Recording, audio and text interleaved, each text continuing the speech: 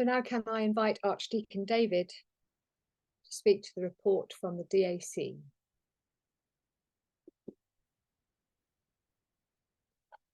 Good morning, Synod. Can you hear me? Yep, excellent. Thank you very much.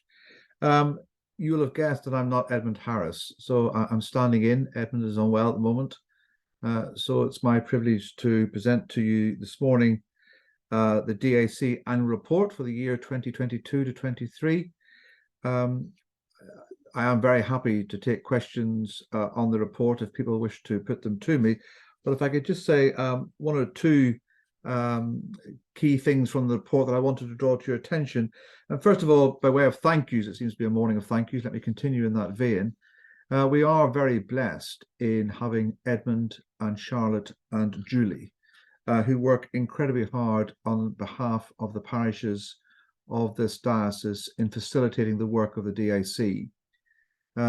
It is niche stuff, I have to say, and recruiting into this area of work is always a real challenge. And indeed, some of you will recall that we took some time to find Edmund, but we have managed in Edmund and in Charlotte and in Julie to find 3 members of staff, 3 members of the office who are deeply committed to that work, and we are very grateful to them. In particular, I think I'd want to draw attention to the work around the List B applications and how they have begun to really work efficiently, take the pressure off the system. And I hope those of you who use it are beginning to find it slightly better than it was. There has been a long-standing difficulty with the faculty online application system. I think it's getting better.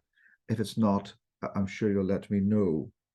The report itself is full. There is an issue around, as you'll have seen from the report, an issue around quinquennial inspections. Our architect body, if you'll forgive me for saying it, are aging, like the rest of us. It is hard to attract architects into this field of work. We need to have people who are conservation qualified. And there's a real issue around QIs, quinquennial inspections, and the fees that are paid for them. Edmund has referenced this in his report. We are looking at this hard. We are, I think the Finance Committee does recognise that we will have to adjust the fee that we pay in order to make sure that we can attract people to do this work for us. The quinquennial inspection, for those of us who are interested in these things, 5 yearly, surprisingly, 5 yearly inspection of our churches, which ensures that they are kept up to a standard. That work is detailed and professional, and we need to make sure that we are paying for it at a decent market rate so we can attract people into that field. I don't want to repeat what's simply in the report, but I do want to say that the casework that comes before us is, well, one of the delights of DAC work is that it's very varied. Having said that, most of the work does fall into the toilets, facilities area of interest.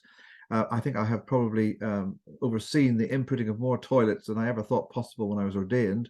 And certainly the bishops and myself and Rich will spend a lot of time blessing these facilities, but they are an extremely important element in allowing buildings to reach out and to be used for people in a modern society who have expectations about comfort and about access when they come to church. And so certainly in terms of the workload, the vast majority of workload is around helping our churches update themselves, provide facilities that will enable community events, village events, social events to take place in them, and to make worship itself a much more pleasurable, physically pleasurable experience.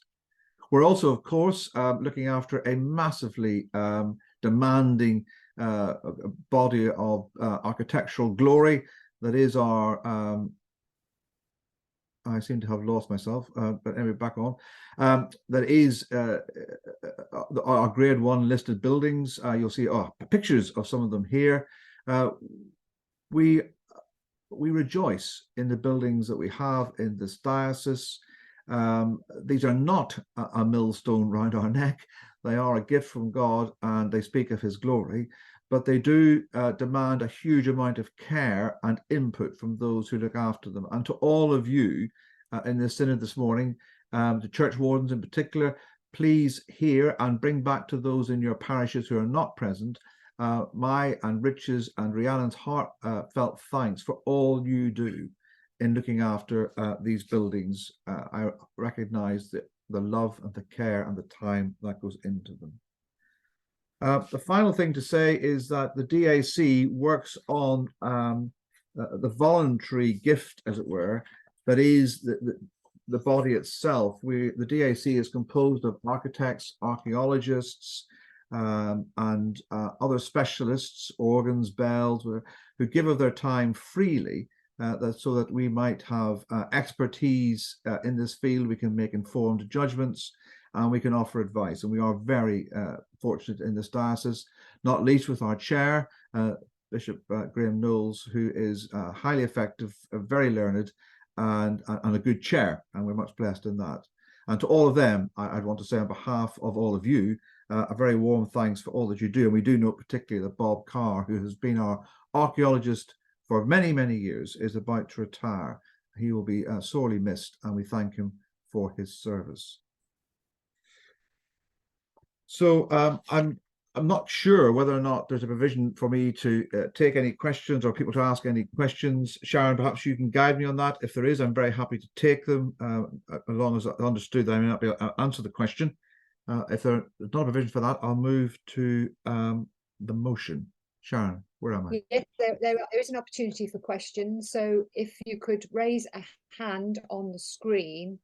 Yes, I see Sally Wayman would you like to unmute yourself, Sally, and ask your question? Mute, yeah.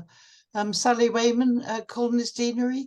Do you know when the better rate of pay might come in for quinquennial? We found a very good architect, but the first thing he said is that the work involved in doing it conscientiously wasn't reflected in what they received financially. He was willing to do it. He spent nearly 2 days. He brought a drone and everything else, but he did comment on what you've said.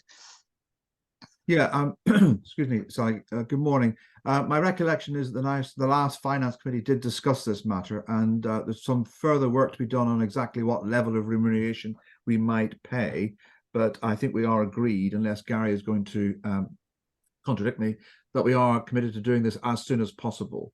I mean, it's a difficult balance for us. We're not a rich diocese, and we haven't got huge amounts of money to pay. But as you rightly say, unless we pay a reasonable rate, it will become very hard to attract quality candidates. So yes, thank you.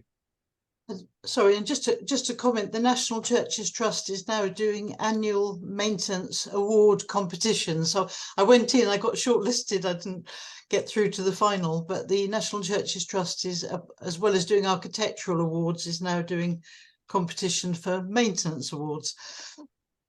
Okay, thank you. Thank you, Sally. Anybody else has a question? Could you please click on the raise hand? Not looking like anybody else does. Archdeacon David, would you like to move the motion?